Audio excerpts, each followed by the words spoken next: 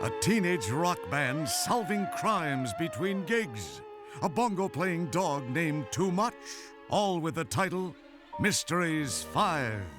How did this concept become the Scooby-Doo we all know today? Looks like we got a real mystery on our hands this time.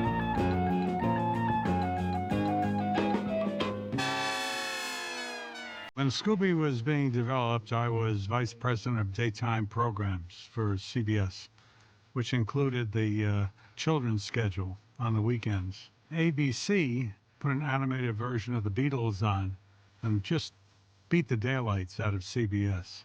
This was a situation that had to be turned around with original programming.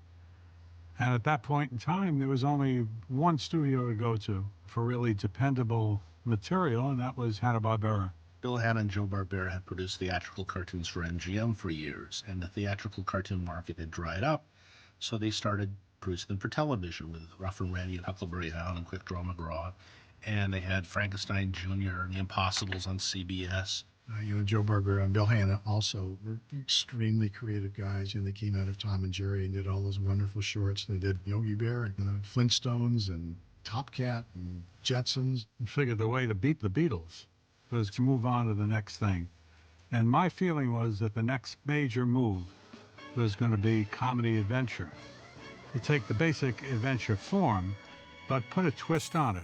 Well, what was really original about Scooby-Doo at the time was to find that strange little niche between a heavy adventure show like Johnny Quest and a funny show like Huckleberry Hound. It wasn't either genre. The mixture of those genres has been a staple in entertainment for years. Going back to Abbott and Costello Meet Frankenstein. Never been done on Saturday morning and never been done in animation. If we could capture the essence of what Abbott and Costello did, then we would end up with a big hit. We were writers at Hanna-Barbera. Our development time was like throwing Joe Barbera a bunch of ideas, come in, and trying to figure out what the network was looking for, etc. Well, Fred Silverman said he wanted to do a show with teenagers, and he wanted it to be a comedy mystery. Sort of either the Archie kids or like Dobie Gillis. So out we went, and then Joe said, Freddie likes dogs. Let's see if we can put a dog in it, too. So we came up with a group of kids that were musicians, and we had the dog, which we called Too Much. Too Much was not a coward because it was a different situation. He was a bongo player, and they were just one of these musical groups that would travel around, and they'd fall into these mysteries. So we called the group the Mystery Five, and we typed up a presentation for Fred. I'll never forget this. We typed it up, and we had it shipped over to the Beverly Hills Hotel for him to read. And it was all that spooky night and, stormy and ghosts and, all this kind of stuff. Well, we found out he read it like at 6 o'clock in the morning, and we thought, oh, God. And Fred says, don't like the dog and get rid of the band. And Fred hated the title Mysteries 5. And it was like, you just saw that all this enthusiasm for the show was going right down the drain because you didn't have a title. And then finally, Fred says, we talked about doing a show with Bob Denver, and it was going to be called Who's Scared? We all went, great idea, Fred. That's a terrific title. And so it became Who's Scared? What happens is that because certain things change, characters suddenly do things that you don't expect them to do. And Scooby and Shaggy became the team. And they were both cowards. Shaggy and Scooby again came out of the Bob Hope thing, which is making both Bob Hope scaredy cat kind of guys, but they always were heroic. They're not going to hide when their friends are going to be creamed by this horrible monster. They're going to try to do something. As stupid as it is, they're going to do something. And they were like two peas in the pod, and they were always, having fun with each other. So that changed the dynamics of the show. They all had a shtick. Daphne, she was a bad luck, danger-prone Daphne, where she would do something and a bad, something would fall and break just when it shouldn't, and the ghost would hear him. Velma was, of course, the smart one, the analytical one, the scientist and so forth. Could always come up and said, we can see that the Chinese writing is really, if you hold it up to the mirror, it says something and so forth. If I remember my ancient Aztec, these inscriptions say this room is dedicated to the moon goddess. Freddie's the leader, and he was the guy that came up with the Rube Goldberg, kind of contraptions and so forth. That character started off, I think his name was Jeff, and then he became Harvey, and then all of a sudden Fred came in and said he was going to be Fred. So I guess he had something to do with that. And while this is going on back and forth, the design guys will start working on the characters and coming up with the look of the characters and the dog. Well, Hanna-Barbera had these a number of wonderful artists working for them. They had this little creative brain trust that had Jerry Eisenberg and Alex Toth, and also Iwo Takamoto, who became kind of the head stylist and art director for the studio.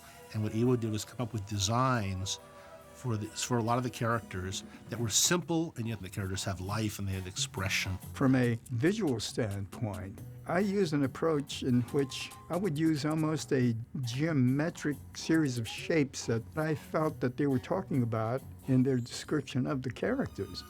For instance, Fred was a V because he was sort of athletic, broad-shouldered, and etc. And the S curves for Daphne, who was supposed, who was sort of narcissistic in her feelings about style and etc. And Velma was almost a square or a rectangle because I wanted her to have a feeling of solidity and stability because she was supposed to be the intellectual in the crowd. And of course, all you had to do is add the horn-rimmed glasses to it, and there she was. Shaggy was the beatnik of the group, and so his shape was that sort of droopy build and stance on him, and had him sort of shuffle and hang his arms loosely to his side, and made his clothes a bit oversized. And it was the beatnik or hippie version of the teenager of that time. We said, well, what kind of a dog are we going to have in the show? And we say, well, it's going to either be a great big dog or a little feisty dog. And we went with a great big goofy dog because it's more fun to have a big goofy dog. The Great Dane was supposed to be the biggest dog around. And there was a woman that actually bred and reared Great Danes. So she came over and spent a solid hour describing all the positive things about what makes a prize-winning Great Dane. And I selected about 5 things, I think, and went in the opposite direction. For instance, a good, strong, straight back. So I sloped his back. A strong chin. So I underslung his chin. I lifted the eyes so that they became sort of human-structured eyes, and very heavy brows, so the animators can use them to emphasize certain expressions. And I think a straight hind legs, I think she mentioned, so I bowed them. And I thought I could get a very funny duck waddle when he walked. But the rule was this: the kids wouldn't buy into it if the monsters were silly. The bad guys were always real. We concentrated on making it as scary and as dark as possible, and would stylize the lighting on the backgrounds. So it had like a haunted mansion in the background, and it's dark and spooky, and there was a big ghoul and something like that. When I went to present the idea to the top management of CBS, along with the whole fall schedule, and bear in mind that this program, Who's Scared, was the centerpiece of the whole show, and that without it, we really had no schedule. And I went up there, and Frank Stanton, who was president then, a very somber man, said, "That's too violent. We can't put that on the air." They were scared to death. They went, "We can't put this on the air. It's too frightening for these kids." Every parent in America was going to call in and say, "Why are you giving my kid nightmares?" And I said, "Well, my Lord, what am I going to do? Without this show, we have no schedule." And so I called up Joe, and I said, "Get everybody together at the studio. We really got to regroup on this thing." So I booked a flight on the red eye, and as we were approaching Los Angeles and landing, a light bulb went off, and I said, "We'll take that dog, we'll move him center stage, make him the star of the show, and call the show Scooby-Doo, Where Are You?" So he came back and he says, Scooby-Doo is the name. It's the name of the dog, and it's the name of the show, and he's the star and the whole thing. It was the same basic concept. Do the same horror stories, and they were very, very scary. But what softened the entire thing was the fact that you had this big buffoonish dog, and he was the equivalent of Costello in the Abbott and Costello movies. The dog saved the show. Without the dog, there would be no Scooby-Doo.